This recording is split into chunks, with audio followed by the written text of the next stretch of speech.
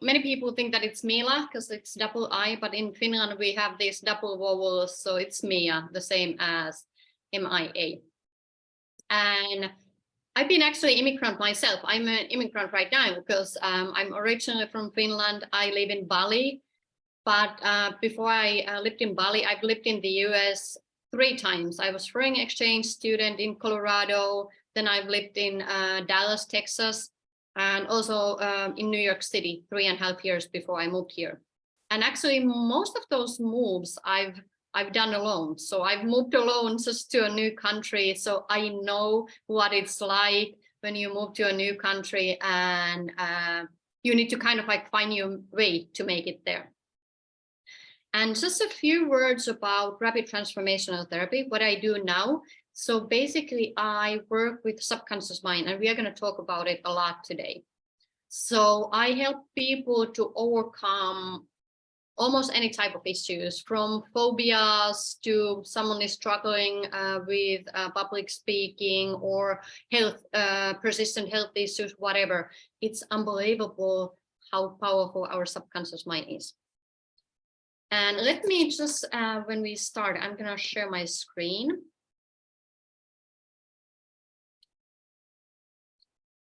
So, okay, just I hope that everyone can see the screen. Yep, we can see it. Yes. So today I'm going to talk you like just simplify like how your mind works, because mind is really interesting and powerful, and it's some of the principles are so simple that we don't even realize it, and that's why we don't understand how to use the power of our mind. And then of course, like we have this amazing inner wisdom. Some people call it intuition. I like the word inner guidance because I really feel that it's guiding us whenever we just learn to listen to it, or wherever we just listen to it. But it takes a little bit of practice to learn to listen to it as well. So, and also, I don't know if anyone is interested or this type of things, but I'm also like, if you know clairvoyant, or I call it claircognizant, but I'm also clairvoyant energy healer. So that's sometimes like what I combine when I work with my clients, when I do rapid transformational therapy. And here, when I say that in my own life, I've learned the 80-20 rule the hard way. And I don't know if you already know what is the 80-20 rule, but the 80-20 rule is a rule that a lot of successful people talk about. And it is that 80% of success, 80% of manifestation is actually psychology. It's what happens within you. And only 20% is action, strategy, mechanics, like, you know, the things that you do. And our society these days is really, really focused on the actions always, like what to do. But it really matters what's going on within you. Psychology, your inner world really matters. And I learned it the hard way. I've been through depression. I've been through like all kind of problems and issues. And that's actually one of the reasons why I then left the corporate world and I started, I studied what I do now, and I'm now full-time helping people around the world to change their lives, because I had to go through that myself first. Okay. So, let's see, like, where could I move? Here in the bottom. It's there. Do you see like, I'm just trying to see like where would be the best location for like you, okay, like you don't actually, I see it, it's probably just, I see your faces, and yes, okay, I just realized that like you just see my screen with like the slides, which is good because I was trying to move you around my screen so that it wouldn't be blocking the text. So your consciousness, we have a conscious mind and we have a subconscious mind. Of course, this is like a simplified, like, you know, then if you talk to a neuroscientist, like you can make it like more difficult, but like this is now a simple version, because like if you know this is all that you pretty much need to know about your mind to really be able to use the power of your mind successfully. So you have conscious mind and you have a subconscious mind. Your conscious mind is what I'm using now. It's the thoughts, memories, feelings, wishes, everything that you are aware of. Your conscious mind is really logic focused. It's really selective. It's kind of like if someone tells you that, Mia, you can be a billionaire tomorrow. My conscious mind is going to be right away. No way, like how I'm going to make the money, like how I'm going to be a billionaire, like tomorrow, like how is it possible? Like there's not even a lottery that, you know, the price would be $1 billion. So your conscious mind is really selective. It's kind of like analyzing, could it be possible? And your conscious mind is really past and future focused. It loves contemplating, oh my gosh, what happens in the past? What did that person say? Like, you know, what did they mean when they said that? And then worrying about the future, thinking about the future. Oh my gosh, like, you know, how I'm gonna do tomorrow when I need to give this talk, whatever. Your subconscious mind is totally different. It's the storage of feelings, beliefs, thoughts, urges, and memories that you are not aware of. Your subconscious mind has been storing everything that's happened to you since you were in your mother's womb until this day.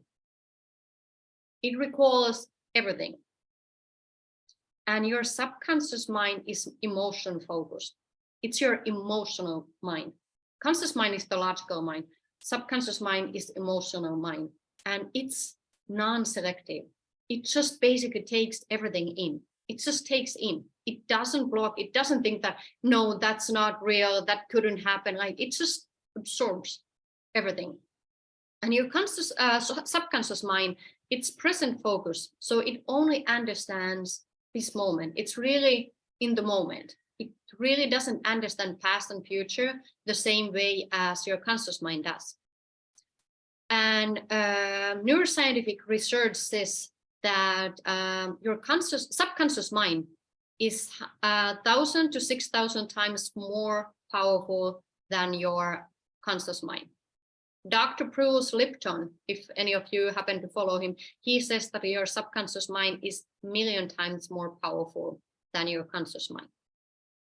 And so if you struggle changing something in your life, if you, it's always, I say that it's your subconscious mind. Your subconscious mind is not wired for the change, because subconscious mind is so much more powerful than conscious mind.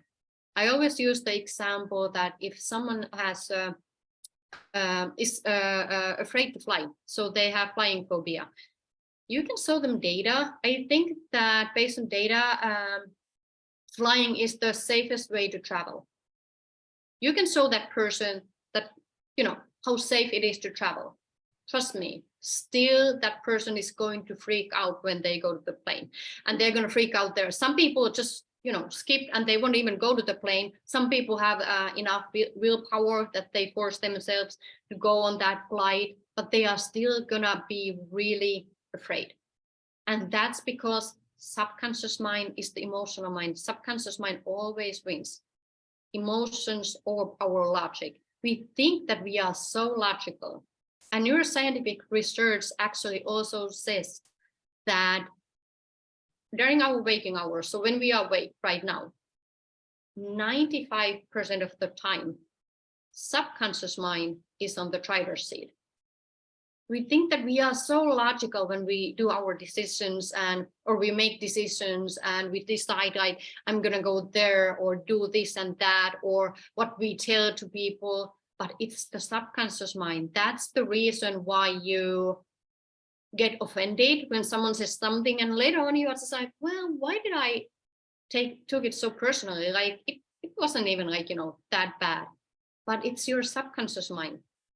So 95% of the time when you're awake, your subconscious mind is actually on the driver's seat, not your conscious mind. And that's why working with the subconscious mind is so powerful, but it's also really important to understand how your subconscious mind works. So let's move to the next slide. So your subconscious mind, it's amazing and brilliant, but in many ways, it's also quite simple. It cannot tell the difference between past, present, and future. It's always like just future focused. Logical mind understand that, hey, that happened yesterday, that happens tomorrow. Your subconscious mind doesn't get the difference. Like it's really present focused. It does not understand if something is real or imagining. It doesn't understand if something is happening right now or if you are just thinking of it. And by the way, your subconscious mind is also the mind that controls your bodily functions. So you don't need to think for your heart to beat, your you don't need to think to breathe. You know, you just like, you don't even like when you straighten your arm or something, you don't need to think of it like, you know, in certain situation, you just do it automatically. And all these automatic things that you do, those are subconscious mind, like subconscious mind controlling, programming, doing them. So the subconscious mind really doesn't understand if something is happening that moment or if you're just imagining it. And I always use this example because it always works.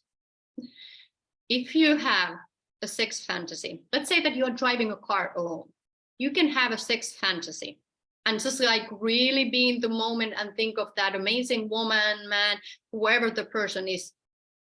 You really soon notice that your body is turned on. Your body is like, hey, let's go, let's go. And the woman is maybe in the freaking different country, like not anywhere near. But like your subconscious mind, because you are thinking that, your subconscious mind doesn't understand that it's not happening right now. And it's kind of like makes your body ready. Okay, hey, let's go. We are having sex now. So it's really, it doesn't understand whether you are imagining something or whether something is actually happening. It also doesn't understand if something is helpful for you or not unhelpful. Your conscious mind understands, but subconscious mind doesn't. Subconscious mind also doesn't understand really the difference between if you feel scared and excited. And people don't, like many times they don't believe this, but it actually feeling scared. It's so similar reaction, chemical reaction in your body than feeling excited that your mind cannot tell the difference.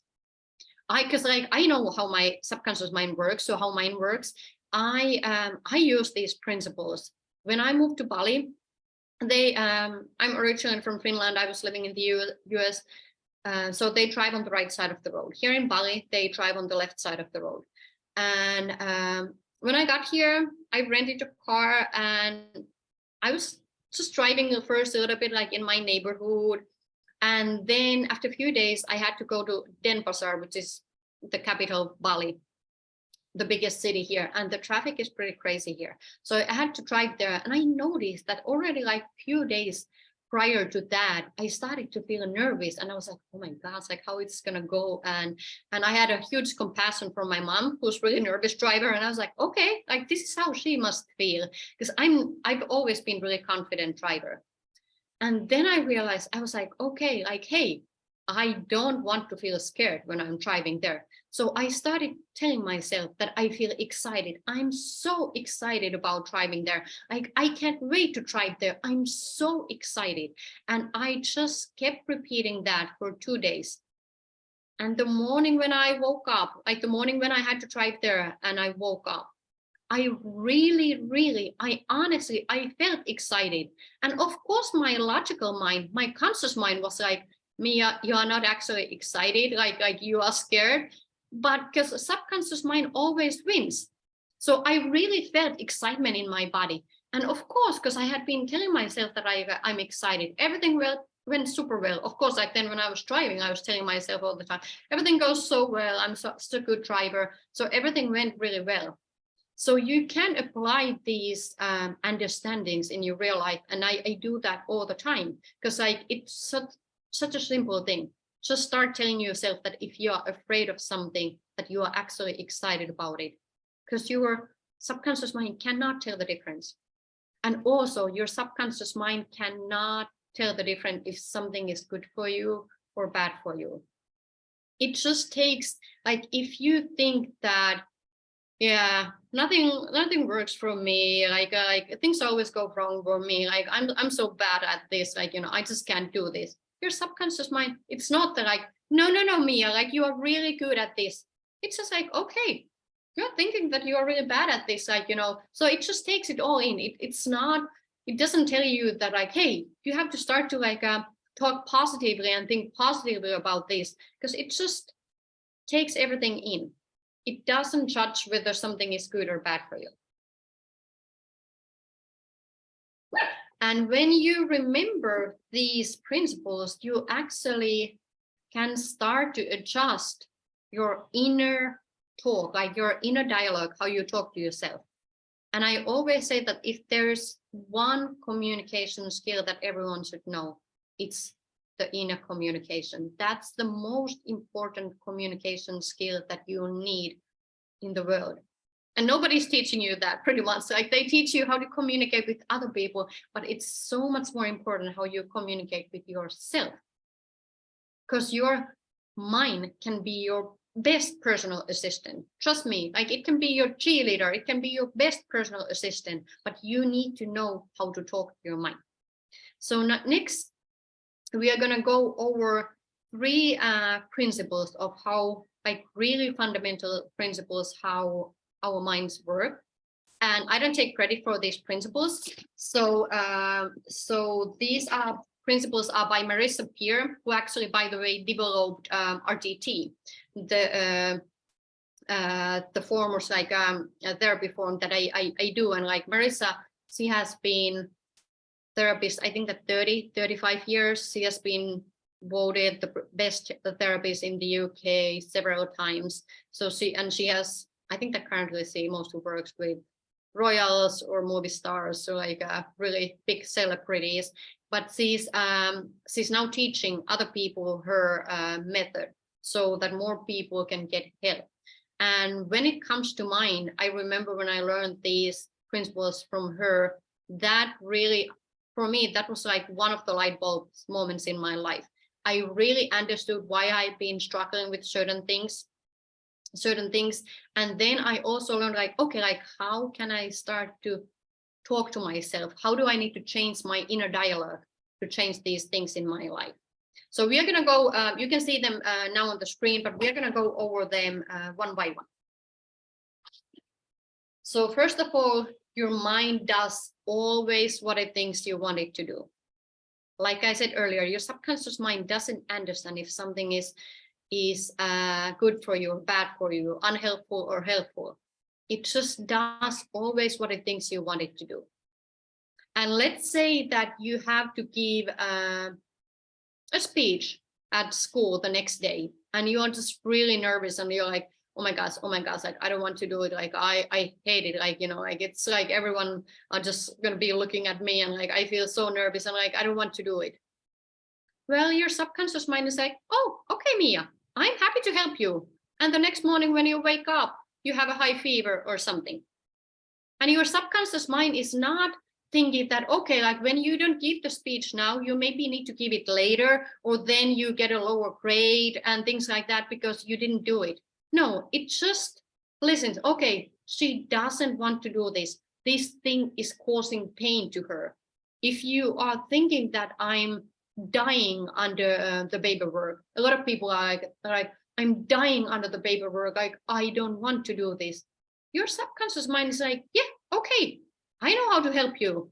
And then you're suddenly remembering, oh, this new TV series is about to start, and you watch that. Then you remember, oh, I think that I actually need to organize my closet. And then you just, go and organize your closet. It's going to give you like so many excuses not to do the thing. And this is also the reason why people procrastinate. You don't procrastinate if you think that you want to do it. But when you are thinking that I don't want to do it, like, I don't like, oh my gosh, like, I need to file my taxes, which I need to do. I am or something. And when you're just like, what else? What would be a thing? Like, for me, I'm not like, I don't necessarily like posting on social media. Like I have to do it a little bit because of my work, but it's not my thing. So every single time I remember that if I think that I don't want to do it, my mind is going to come up with hundreds of excuses. It's going to bring my attention to something that I need to organize, or I'm just going to think, oh, I have to call my mom. Yeah, it's been 2 weeks. Like I need to call my mom. And it's my mind thinks that it's helping me. Although I actually would need to do that. It would be more helpful for me to do that post than all the other stuff. But your mind, it doesn't judge. It doesn't think like analyze that something is good for you or bad for you. It always does what it thinks you want it to do. So your job is to tell your mind what you want. Be clear. I want to be successful entrepreneur. I want to be a successful coder. I want to find my dream job. I want to do something. And when you keep telling that to your mind does everything in its power to help you to do it. You are going to notice that you suddenly, your mind is like, you get an idea that like, hey, let's go to search this website. Like maybe there's something. And then you just go to this, let's say like a Facebook group. And suddenly you notice that like someone has posted their job ad. And you're like, hey, actually, this could be interesting. Like this is a startup, but I like startups. Like, I have an entrepreneur like mindset. So like I could be a good fit. And then you end up contacting them or something. So your subconscious mind, your mind really does what it thinks you want it to do. It's your job to make sure that your mind knows what to do. And it's your job to make sure that your mind knows what you actually want it to do. Not that like you tell that like, I don't want to go to this job interview.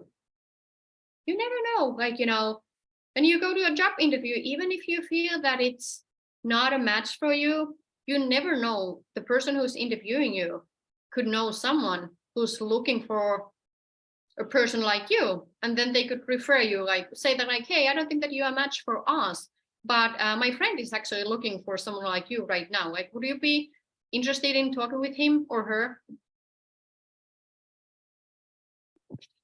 Okay, then the next rule. Your mind responds to only 2 things: the pictures you make in your head and the words you say to yourself. And this also applies to your emotions. The way you feel about anything comes down to the pictures you make in your head and the words you say to yourself. Only those 2 things. Let's take a simple example, a hamburger. So you see a hamburger, you have a hamburger in your hand. You are not actually responding to that hamburger that you are holding in your hand. You are responding to the pictures and words that you have about that hamburger that you have in hand. Like Hindu would be like, oh my gosh, that's awful. Like, that's like, are you gonna eat like sacred cow? Then vegan would be that like, oh my gosh, like that's terrible. Like you are eating a living creature. Like that's so bad. But then you have a meat lover who's just like, oh my gosh, that juicy meat. Like, I love that. Like, I can't wait to eat it. And then you maybe have a bodybuilder or someone who's just like, okay, protein. Like, I can get at least like 40 grams of protein from that burger. So it's not the burger that you are responding to. It's the images and the images of that burger that you have, the pictures that you have, you make in your head, the words that you sell to yourself. And the only person who is responsible for these pictures and these words is you. You can think that you don't like. You can start to always picture it positive ways, and you are going to start liking it, and the vice versa. I know people who don't like chocolate, and they use this principle not to like chocolate. And I'm just like, freaking, who doesn't like chocolate? Like everyone likes chocolate. But I know people, because this particular person is a model and like, just wants to cut calories. So she really doesn't like chocolate, but she's always been telling her that like how she hates chocolate, and also like picturing chocolate as something like really like that makes her fat and bad for her body. So she really doesn't like chocolate. And it would actually take quite a long time from her to change that the other way, because she's been doing it for years. So your mind only responds to two things: the pictures you make in your head and the words you say to yourself. And it's your responsibility to change those. If you have to go to dentist tomorrow and you are just remembering and picturing all the times that like when you went to dentist, like something went wrong or it hurt or something, of course, you're going to be afraid. But then if you start changing the picture that like, hey, actually, I know that like my dentist is the top dentist in our town. She's super professional. She's super professional. And actually, she always asks me like, are you okay? Are you okay? So I can communicate anytime like if I'm feeling any discomfort or whatever. Like when you start changing the pictures and words in your head, you start to feel differently about going to see that dentist. And then the third rule: your mind loves what is familiar and it hates what is unfamiliar.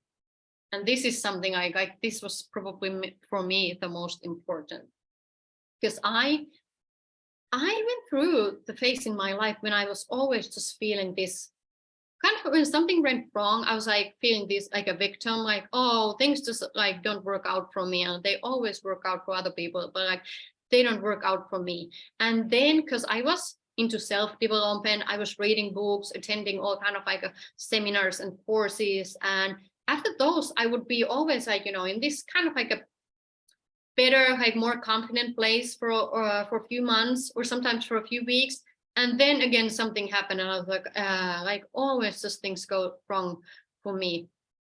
And I was like, I felt like a failure because I was like, I'm not able to keep this happy mood, like this kind of like positive attitude, and like, what's wrong with me? And that even made me feel like even more failure and then even more victim, until I learned this rule: your mind loves what is familiar and it hates what is unfamiliar. And it was familiar for my mind to feel that I'm a victim.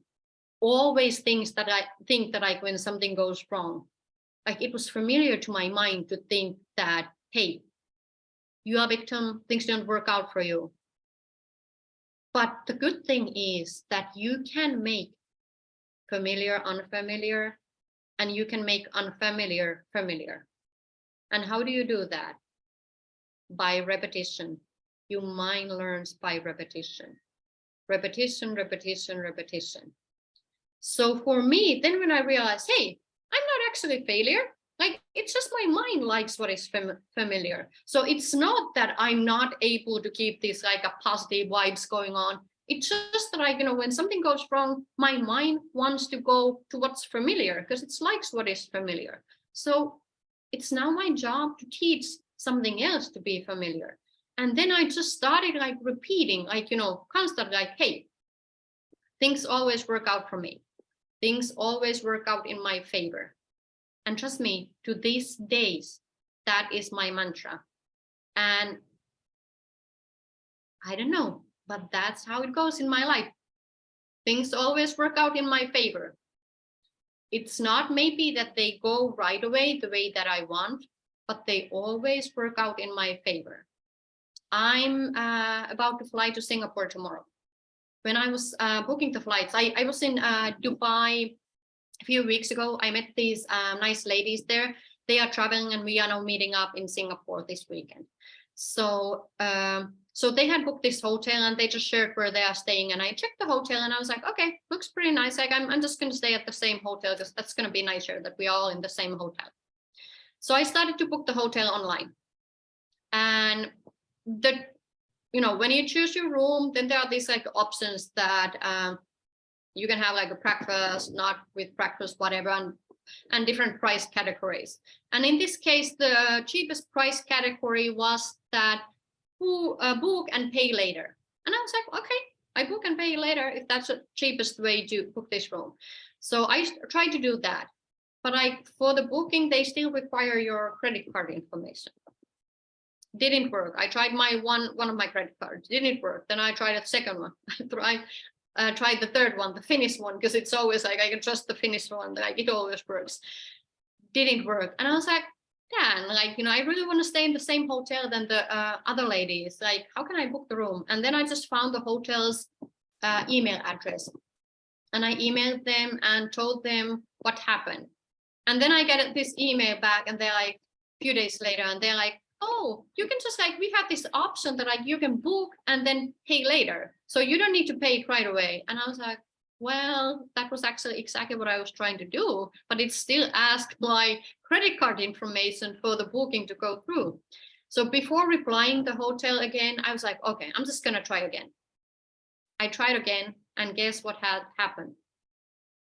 I got a better room, and breakfast for the same price. I don't know why the prices had changed. I don't care. But now my room includes breakfast, and I have this a nice balcony and nice view. And I was like, well, thank you. Everything always works in my favor. They really do. So even when the booking didn't go through, I just remind myself the first time that I don't know why things don't work out right now, but things always work out in my favor. And that ended up being the case. So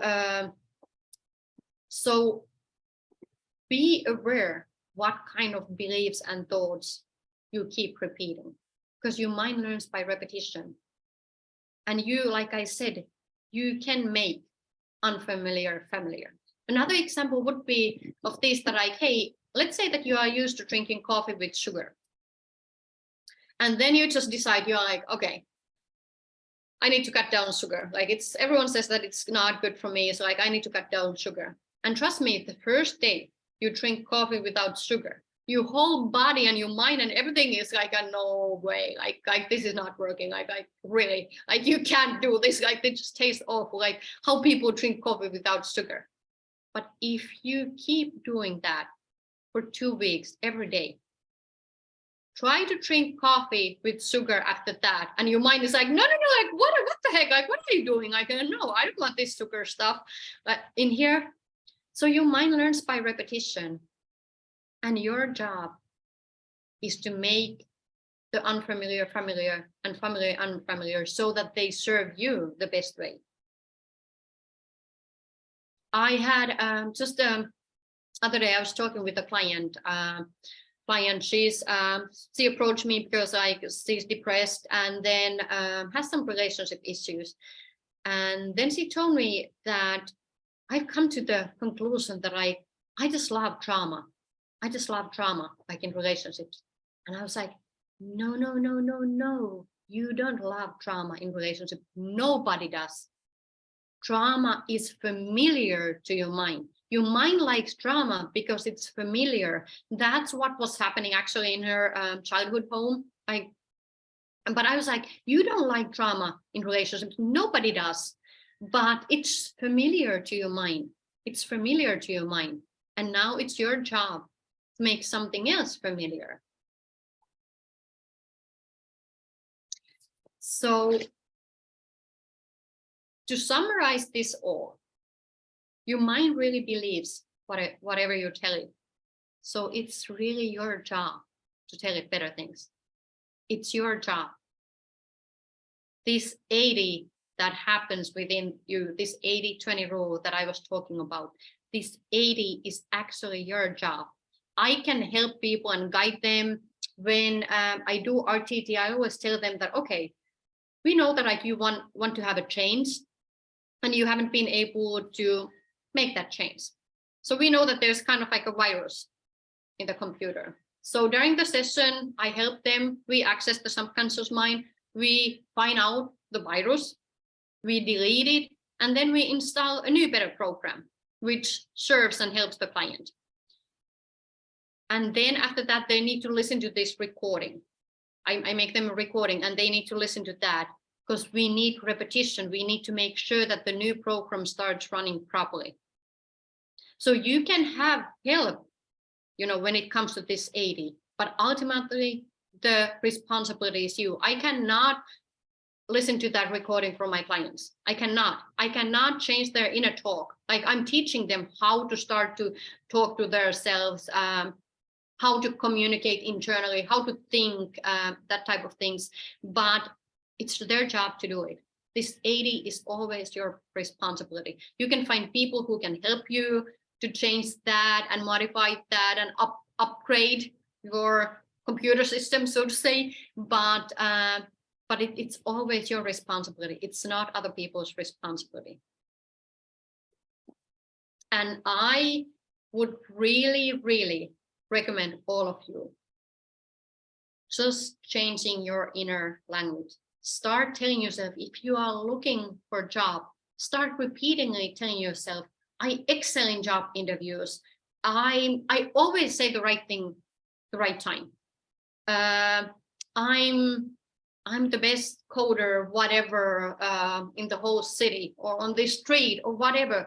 Start telling yourself the kind of things that actually help you.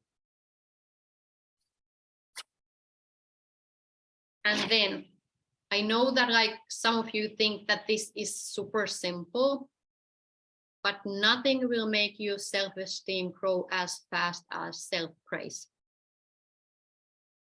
Nothing. And you won't notice it until you do it. You first have to do it. Don't tell me that it doesn't work. If you have done it for a month, nobody will come back to me and say that it doesn't work. But you need to first do it. Self-praise affects you more than other people's praise. It does. Other people have so often motive, like your boss comes and like, hey, Mia, you did really well this. And then you are like, okay, and what does he now want? Like, what, like, why is he praising me? Like, what does he now want? Or even if you have kids, your kids learn like really fast, but like just buttering up like that, like you are gonna get like the new toy or whatever. So other people, they have so often motive. They have an agenda when they praise you. And self-praise, it's not, people are sometimes like, yeah, I'm not into this positive thinking. No, it's not positive thinking. It's cutting edge working with your mind. It's understanding how your mind works. The first thing when I start working with my clients, most of the time, is that even before we do RTT, I tell them from now on, every morning when you wake up, before you get up from bed, you praise yourself for 1 or 2 minutes in your own head. Like when I told this to my mom was like, oh my gosh, like, do I have to do it so that other people hear? I was like, no, of course not. Like, you just do it in your own head. You just do it in your own head. But it really matters. It really works. I had a client, she was depressed before we did RTT. I had just done the intake call and I told her to start praising herself. She sends me a text message a few days later and she's like, Mia, we haven't even really started working like properly yet, but I already feel so much better. And of course I knew that, like, one of the science says that like one of the main reason for depression is harsh and harmful words that we say to ourselves. So self-praise really, it makes your self-esteem grow faster than anything else. So start praising yourself. Tell yourself that you excel in something. Tell yourself that you are smart, you are brilliant. If I was going to a job interview, I would praise myself the whole freaking, I don't know if you are taking a subway or if you are driving a car, I would be telling myself constantly how amazing I am, like how good I am at this job, like how amazing my skills are, how good I am at job interviews. I always say the right word or thing at the right time. I would just keep doing that. Because trust me, let's say that I'm now asking telling you to step on the stage and just give like a 10 minutes ad hoc speech. You need to give like a talk about your favorite hobby for 10 minutes. And you maybe have like a 5 minutes before that. If you use that 5 minutes doubting, oh my gosh, so like what am I gonna say? Like people think that I'm an idiot, and like, you know, I've never been a good at public speaker, and I like hate to be the center of attention, and like I don't even know, like I don't have hobbies. And if you think of that and then you step on the stage, what kind of talk are you gonna give? Compare to if you keep telling yourself, I'm such a good public speaker, like I can give so amazing speeches, I'm amazing, like, you know, these people are going to love what I have to share. Trust me, I'm not telling you that it's going to be the best talk ever in this world. No, like I'm not saying that, but for sure you are gonna do better.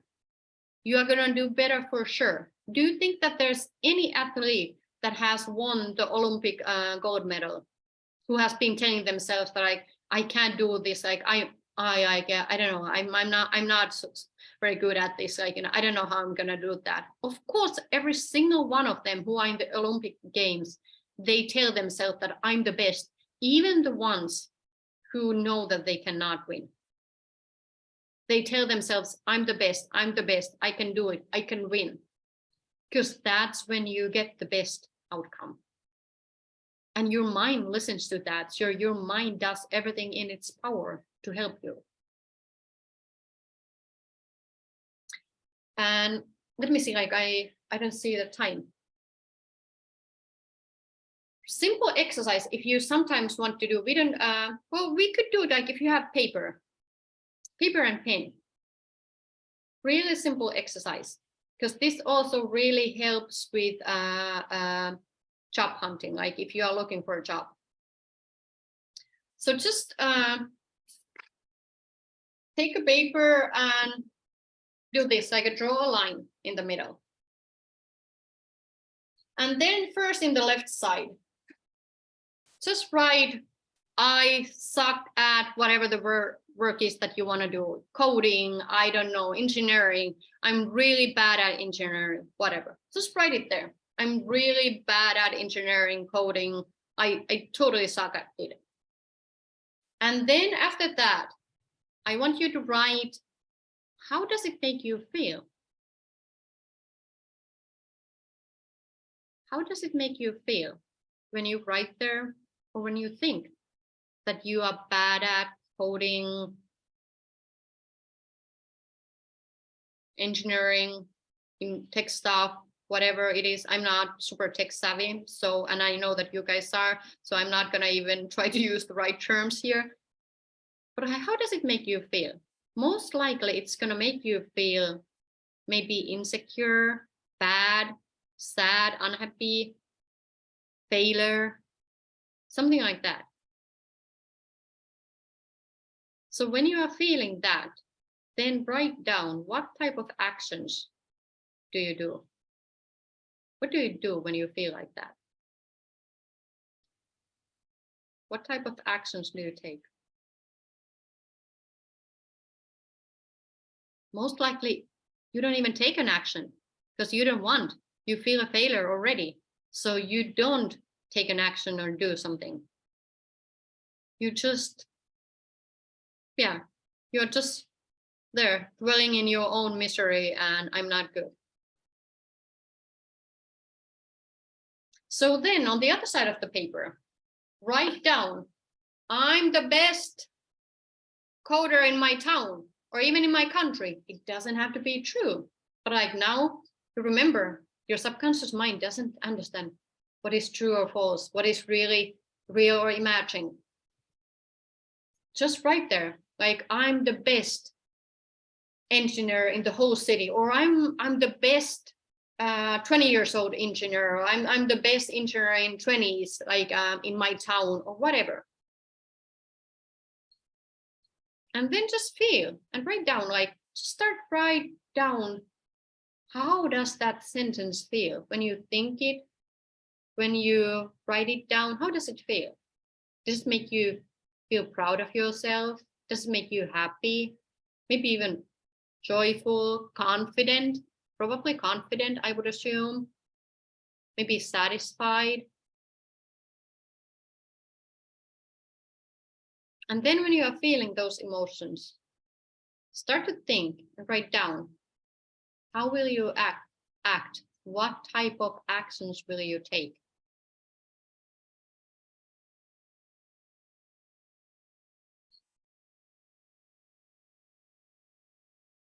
And for sure, you're actually going to take actions. You are maybe contacting a friend and saying that like, hey, I remember a friend of yours works at this company, and do you think that he could introduce me to their tech team or something? I would really love to work for that company. Like, you start to take action, and you are, because you feel confident, you also don't worry like if something is going to come out of it or not. You just, hey, I'm just gonna ask. So it really, self-praise helps you. It helps you also, it helps to grow your self-esteem, your self-confidence, but it also helps you on the action side. And it does not have to be true. Remember what we talked in the beginning. Your mind does not understand, your subconscious mind does not understand if something is real or unreal, imagining or really actually happening.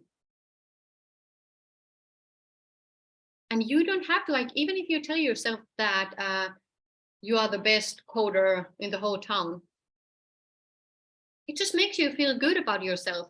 It doesn't have to be true. And like, when you feel good about yourself, you're going to take action. You're going to get better results. And by the way, if you keep repeating that I'm the best coder in the whole city, your mind is freaking doing everything in its power to make sure that you will become the best coder in the whole city.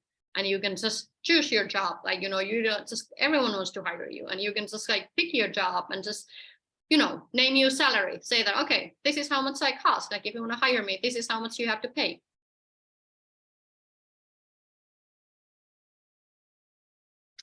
So that's about the mindset. And now I want to talk about synchronicities and serendipities and these coincidences in our life. Because I don't know if you have noticed, but there are just these people who just seem to always be at the right place at the right time, in the right place at the right time. And and they are not necessarily working hard. Like, these things come to them. And this is when your inner guidance, this inner wisdom comes on the play. First of all, what I would always tell people is become happier. And I know they're like, okay, Mia, everyone's just like, become happier.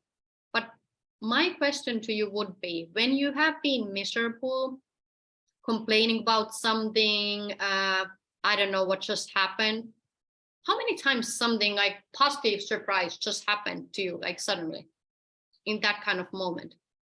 I don't know anyone that it has ever happened. It's always just like, I don't know, like something fun has happened, and you're just in a good mood, and like, you're walking on the street, like you almost like feel like dancing, like, you just, maybe you're listening to your favorite song, and it's just, life is just so freaking good, like you're so happy.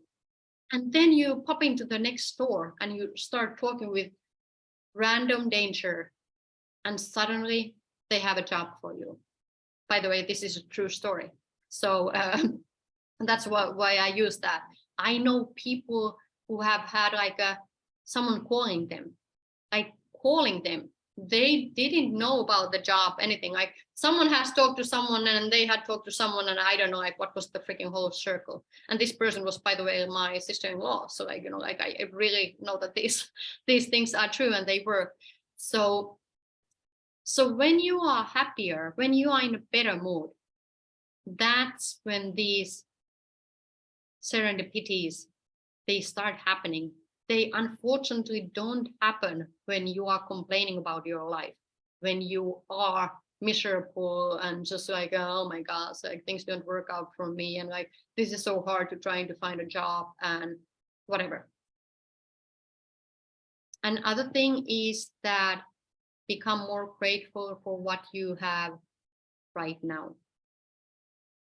Understand that in life we have desires. We will always want something. Trust me, when you get your dream job, after a few months, you are already starting to think of promotion or like a higher salary or something.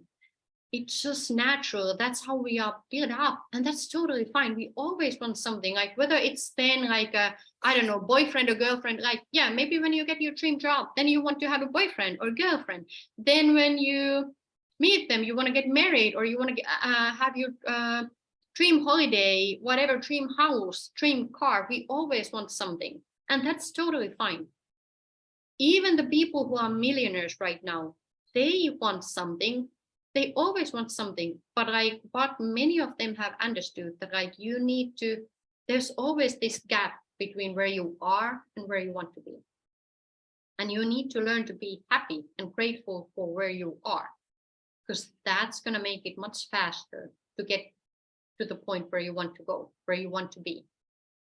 Because there's always something good in your life.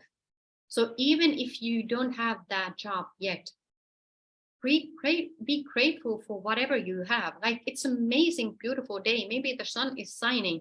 Like, you freaking can drink like a good coffee every day. Like, you know, there are so many things to be grateful for.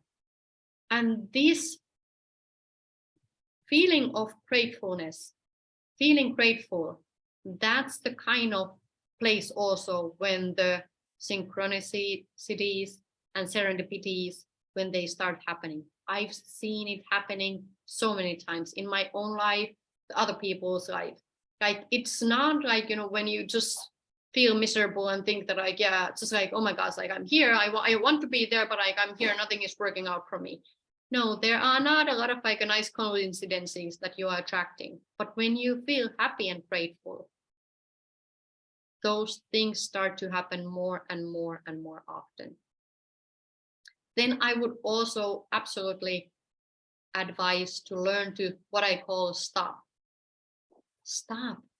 Don't do anything. Like our first, like when something goes wrong, we always like the first thing is like, okay, what do I have to do? What do I have to do? Like something goes wrong, what can I do? And I'm not now talking about when there's an accident. Like if there's an accident, something you don't think, you just do, like, you know, you don't have time to think. But like when I was working in corporate world, I noticed that like when things went wrong, like my first action, like my first reaction, like, what do? I went to talk to someone, and like then I noticed that like nothing good actually came out of it. Because like my energy, like the mentality, I was like, oh my gosh. And then I go to someone, and that's never gonna be like super constructive conversation, or even the actions. Most of the time, they are not the best actions. So learn to stop, like just be for a while. Hey, take a few breaths, and then also listen to your body. Learn to listen to your body. Your body tells you a lot of things. Because the thing is that this innate wisdom, this inner guidance system, it never competes with your mind, the logical mind, which is going crazy at that moment when things go wrong. Like your logical mind is like, oh my gosh, now you have to do something, and what is going to happen, and like, you know, now this, you know, now you're going to be laid off because you screwed this up, and whatever. Like your conscious mind is going to do that. But when you just stop, take a moment, stop, take a few breaths, and I call it sometimes just connect with yourself, like try to be really like present in your body. And when you're able to relax a little and listen to yourself, you might get an idea that, hey, maybe I'll just call to that person, like, yeah, I'm just going to call him and ask him that, like, if he would have an advice. This has happened to me so many times in corporate life, that the help came from the most unexpected person or the most unexpected ways. but it didn't happen if I was like acting and panicking. Like I learned to stop and hey, just, okay, let's see, what would be the best thing to do? And then I just start to also listen to my body. Your body tells you a lot. Your body tells you who's good for you and who's bad for you. You notice that when you spend time with certain people, you always feel exhausted. You don't feel good. And then you spend time with another person and you feel so uplifted. You feel full of life. Which one should you hang out with? Your body tells you a lot of information. And then the last thing, but not the least, meditate.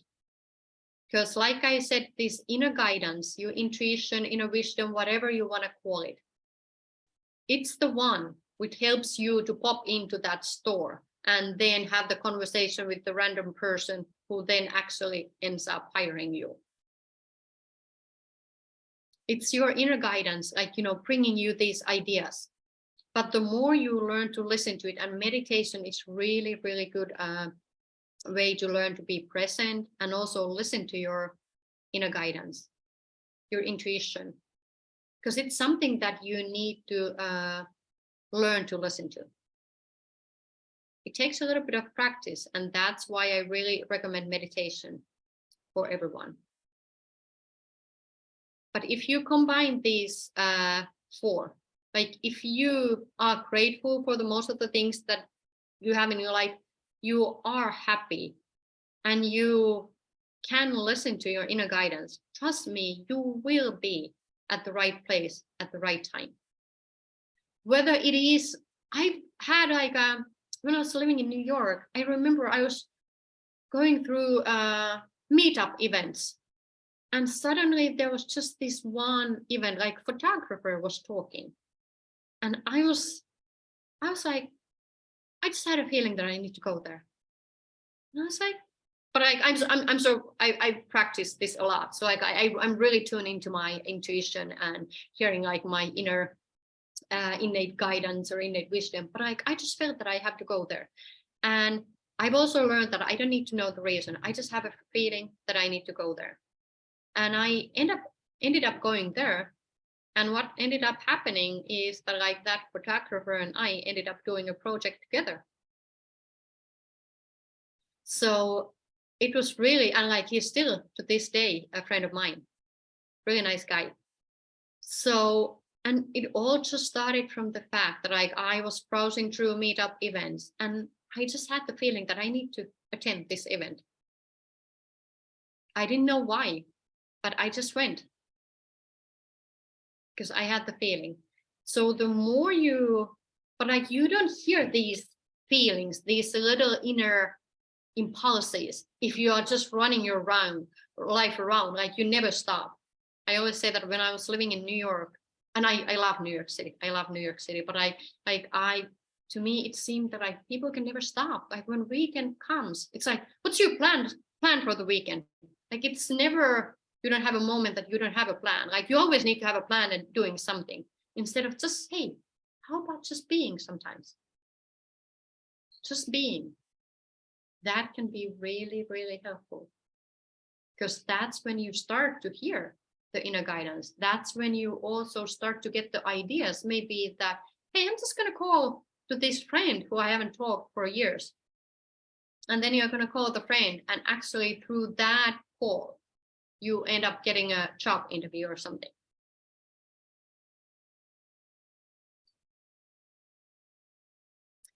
Okay, so that's all. Like in a summary, I would remind you that your mind believes whatever you tell it. So tell it better things. And remember to stop so that you learn to listen to your inner guidance. You start hearing it. And now, if anyone has questions, I am happy to answer any questions you may have. Yeah. Thank you so much for the session. That was really powerful. So yeah, any questions, anyone, you can turn on your mics and just ask her directly. or you can also share something that you found really impactful or interesting, or something that you thought, wow, that was actually, I didn't know that, and I think that was really helpful.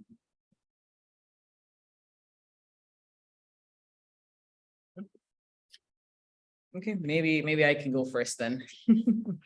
I really liked your section about talking about how, you know, the mind is very powerful, but also very simple.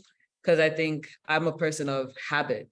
So when you were sharing more about how when you create certain habits, that's the person you slowly become, I really resonated with that, because I'm in this weird phase where I'm trying to kind of find my rhythm to balance writing my research paper and doing work, and trying to do everything else that also makes me happy, like seeing my friends and all of that. And recently I actually fell off the bandwagon a little bit, where I would wake up later than I should, or I'd skip meals because I'm trying to finish or chase something. But then, you know, you saying that, oh, you can just reset everything and try to find a new rhythm that makes you happy. I really resonated with that. So I found that super helpful. Good. And tell yourself that you love doing it, waking up early. Like I love, like my body loves, like, you know, just the early mornings, they are the best time of the day. Like just really change the pictures in your head, instead of like getting up early, like I'm tired. No, like you're just visualizing this, like, hey, like everyone else is still sleeping. It's new day. I'm full of energy. I love early mornings. By the way, I woke up this morning 4:30. I normally wake up at 5 a.m. But like this morning 4:30, but like I meditate always like first thing in the morning. But anyway, like use the language. And also when it comes to the writing the research paper, like tell yourself that you love it and you want your research paper to be the best research paper ever. It doesn't have to be that, like in the end, but like, you know, that way your mind is, you know, helping you, that like, hey, we are focused, like this is what we want. We love writing this research paper and we want it to be so good. So your mind is doing like all in its power to help you to get that. Yeah, precisely. So yeah, I'm gonna try to practice as much of those exercises that you gave. I really like that. Yeah, and Mhm. that's what I would like to tell and remind everyone, that now when you watch or attended this webinar, this is not going to change anything for you. You really need to apply these things into your life. You really need to change your inner dialogue, how you talk to yourself.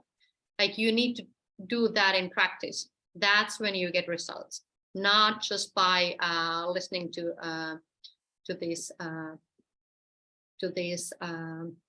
webinar. Right. Maybe slowly as we wrap up, I've put back a feedback form in the chat. So please fill out that feedback form. But of course, we're still open to any questions that you might have for Mia. And I can also see the slide that you've already put up. If you want to connect with her, you can check out her website here. You can also email her there, as well as add her on Facebook, Instagram, and LinkedIn as well. But yes, please fill out the form. And is there anyone else with any immediate feedback right now? Any comments, any questions, or was everything just great? Okay. Can So you, if you don't mind, can you resubmit the link for Mia, please? Like the LinkedIn page, because I just I entered late. I don't see the links here in my end. The LinkedIn page and the Facebook page. oh, it's on the slide right now. Can you see the slides? Oh, I think yes. Okay, thank you. Yeah, so you can find me on LinkedIn and just send me a contact request and I will accept it. Okay. Perfect. Thank you. And I have like another question, if you don't mind. Like when I feel exhausted during some kind of tasks that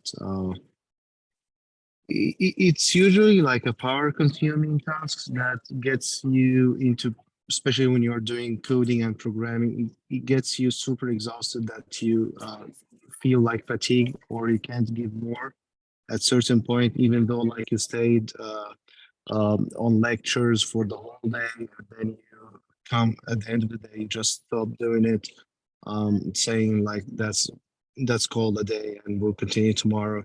And the next day you just give up. You don't want to continue on it. You know what I mean? Like reaching to a point that you can't give more. You can't keep on the same track, even though you like to have, or you like yourself to continue on that track, but your body doesn't want to, or you feel like you're not losing hope, but there's no results that encourages you to continue on the road. Um, even though you know that the road is still long and you have to give more and so on.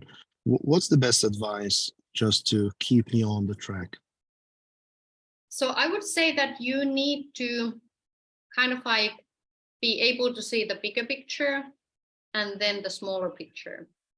Because the thing is that in the long run, nobody can work all the time. And I would never ever recommend someone just like, that like sleep only 3 hours and just keep pushing yourself, because like your body is gonna just, say, no, that's enough at some point. But then, so understand the bigger picture, like listen to your body, like, okay, like what do I need? How much sleep do I need? What kind of like a sleep work balance, sleep free time balance I need for my body to operate well, and for me to operate well. But then it's a different when you have sometimes maybe like a project, or if you are at school. I remember, like, of course, like there's assignments, so like the last 2 days, like before the assignment, you barely sleep because like, you have to postpone it until the end. So then, like, in those situations when you know that it's just for a short while, or let's say that you travel somewhere and you are super jet lagged and you need to, be in front of people and teach them for the whole day. Of course, you keep telling yourself, that, oh, I feel amazing. I'm so full of energy. Just trust me that like telling yourself that you are full of energy, and also just standing up, for example, and then jumping for a few minutes, you will feel really energized and full energy. So then, like for a short period, like when you know that like you need to push it and you push it through and you need to do it, then you just keep using the power of your mind and also your physiology, jump, whatever, like, like it really, makes your body feel energetic. But in the long run, but in the long run, you can't do that. Like you need to, and it's not good for anyone. Like you want to live a long, happy life. So you need to learn to listen to your body, and how much sleep do you need? What kind of diet do you need? Be outside in the sun, like, like just nature is really helps us to restore, and also like be present. So find these your kind of like your things, like, like your routines that help you to feel better in everyday life. Yep, sounds good. Thank you so much for that. Many times when we are, for example, super stressed out, that's actually the time when we need the healthiest food. When we are on holiday or something, the junk food doesn't matter. But like when we are super stressed out and we need to really like a push for a week, like there's a deadline of a project or something, that's when our body needs the most healthiest food. That's when we need the most the 15 minutes breaks, when we go outside for a little walk and just breathe and take this little break, because like then we can operate at a much higher level. So just become aware that like what do you need during these times when you need to push harder, and use your power of your mind, and like I said, your physiology also to help you, but also understand that that your job is to take care of you. So so there's always like a limit, so there has to be an end to this type of like non-stop working, for example. Yeah, actually, this is very helpful tips, and I really appreciate it. And I'll start doing it right away. Thank you so much. Thank you. Okay, so we've got some feedback in the chat. So the first person is Chika. She says, I really appreciate this session, especially where you talked about appreciating oneself and taking breaks, just stopping everything and cooling off. And self-praise has always been my thing, because I know who I am, how hard I've worked, and the achievements so far. So that's Chika's feedback for you. And Rafat, he says, This was very helpful. I could relate a lot. I consider myself to be very lucky. I would get whatever I wanted in life.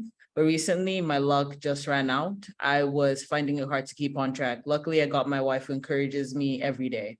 I think everyone needs a friend or partner who understands and can appreciate you for yourself. Yeah. So What that's I would like to add here is that you think that you just ran out of luck, but trust me, year from now, you maybe think otherwise. The thing is that you don't know, like I'm just using this hotel booking example, that like you don't know, like sometimes like at that moment we think that this is not good for us and like, you know, this is not helping us at all, but like maybe it's exactly that thing that helps you to get somewhere even better place, job, whatever it is. So just remember, that's why like my mantra is that like things always work out in my favor. I repeat often to myself that I'm the luckiest person in the planet or in Bali or something. And by the way, like if I feel that like I might throat is really little sore and I feel like okay, I'm going down with something, what I start telling to myself is like I have the best immunity in the whole Bali. Like I literally just like say something like almost silly, like or in the whole world or in the whole Asia Pacific region, like I have the best immunity. Because like trust me, your subconscious mind, there's not a word that it doesn't hear. Like it's constantly listening to. So I'm just like, why wouldn't I then just use my thoughts and words to improve my immunity? Because like apparently I need my immunity now to like really work hard, like if I feel like I'm going down with something. yeah. True. And Ezio, you have a question. You raised your hand. Yes, thank you. Indeed, a wonderful session. Just one question I wanted to drop in. I understand the power of positive affirmations, and I use it a lot. But what happens when I am affirming positively, but in reality, I mean the reality is different, and there's this kind of struggle between continuous affirmation and what is happening in reality. What kind of help, or how do I checkmate such a process, because it could get sometimes very frustrating. Okay, so good 2 points to that. First of all, when it comes to affirmations, it's really powerful to include emotion. Because if you remember, subconscious mind is emotional mind. It always, subconscious mind likes these words which are like, I'm excited, I can't wait, like not just like I like something, because we all like everything. And I feel that in the US, everything is great. So great is like, great doesn't mean anything good anymore. Like everything is great all the time. So like use like exciting words, but your subconscious mind likes these emotion related words because it's emotional mind. So if you want affirmations to work, I would say that I feel so freaking excited because I'm the luckiest person in the whole Bali, for example, or whatever. Like, that way you can make your affirmation more powerful. But I know that when you are in a, let's say that, I don't know, let's say that you just went to a job interview and it just didn't go well, and they tell you straight away, like, I don't think that you're a match, and you just feel like you're just super down, like it's just like freaking, like, I didn't do, like, I didn't deliver my best, and like, they don't, that's it. So so trying to tell yourself like that moment that I'm the luckiest person in the whole Bali or New York City or San Francisco, wherever you are, or like I'm super happy, like, just trying to have these like a positive affirmations. It doesn't really work, because like if you think of the emotional scale, you are at this end and you are trying to convince yourself that you are at this end. But what I would do in that situation, first of all, there's always ways to think. You can think that like, hey, but something good can come out of this as well, because that's always the truth.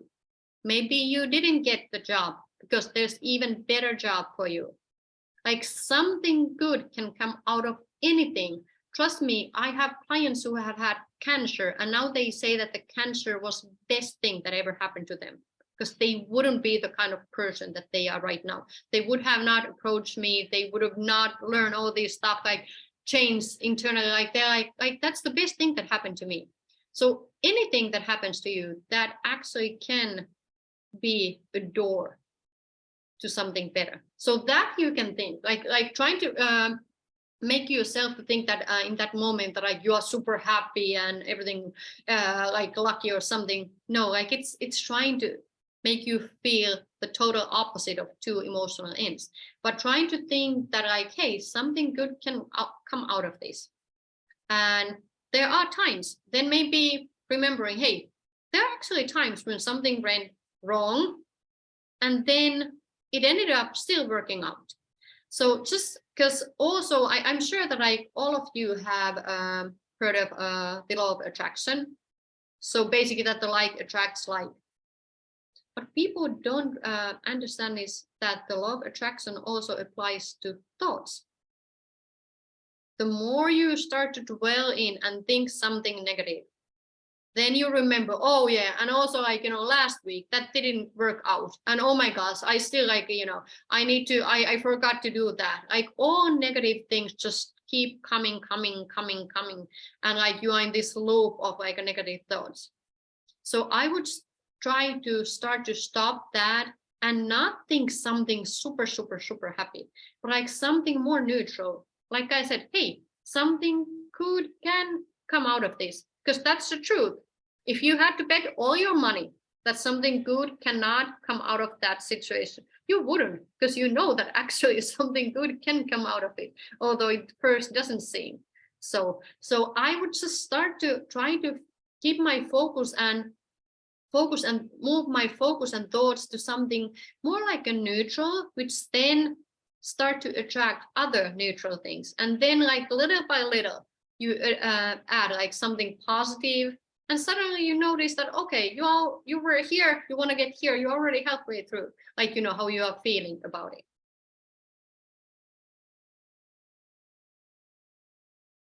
So those are my tips for those situations. Okay. All right, I think I'll open the Thank floor. you. Thank you very much. Yeah. All right. Thanks for your question, Egio.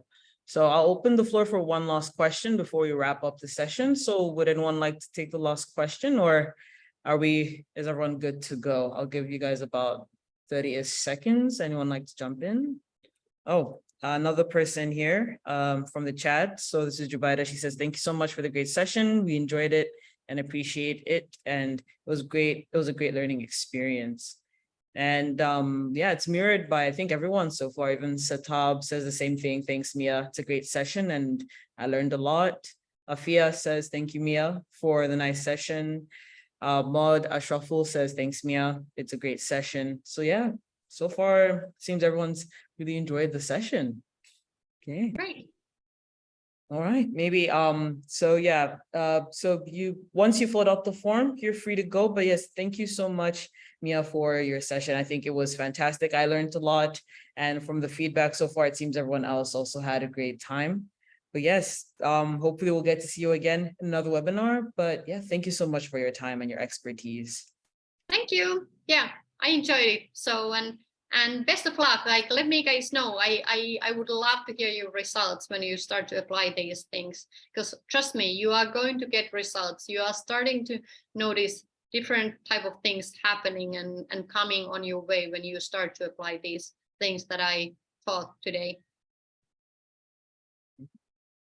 All right. Okay. I mean, yeah. So I guess that's the end of the webinar. Thank you so much, everyone, for coming. And if you would like, you can leave the call now.